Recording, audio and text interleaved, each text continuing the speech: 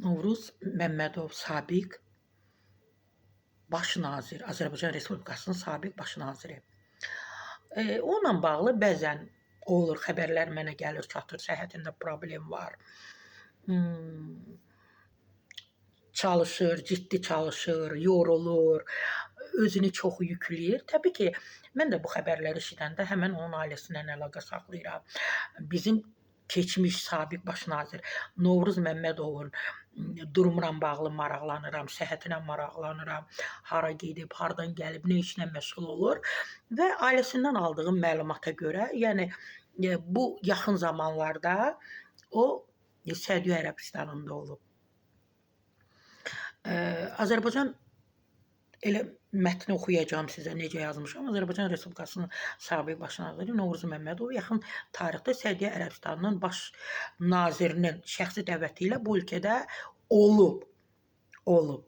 Və niyə? Təbii ki, sual yaradır, niyə? Məqsəd sabiq baş nazirin həcc ziyarətinə səfərini təşkil etmək olub. Təbii ki, o Səudiyyə Ərəbistanının baş naziri Novruz Məmmədovu Səudiyyə Ərəbistanına həcc ziyarətinə dəvət edib və onun ora getməsi üçün dəvətdən sonra təbii ki, öz şəxsi təyyarəsini Novruz Məmmədov üçün göndərib. O şəxsi təyyarə ilə təbii ki, o ölkəyə gedib və 18 gün tam o ölkədə qalıb. Və 18 gün ərzində bir neçə dəfə Səudiyyə Ərəbistanının baş nazirlə və digər məsul şəxslərlə, dövlət adamlarla görüşləri olub. Təbii ki, indi nələrsə müzakirə ediblər, nələrsə danışıblar, nəyəsə.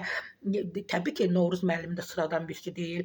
Azərbaycan Respublikasının baş naziri olub və 18 gün tamam olduqdan sonra Novruz Məmmədov, bəli, həmən təyyarənə, yəni baş nazirin şəxsi təyyarəsinə geri dönüş edib.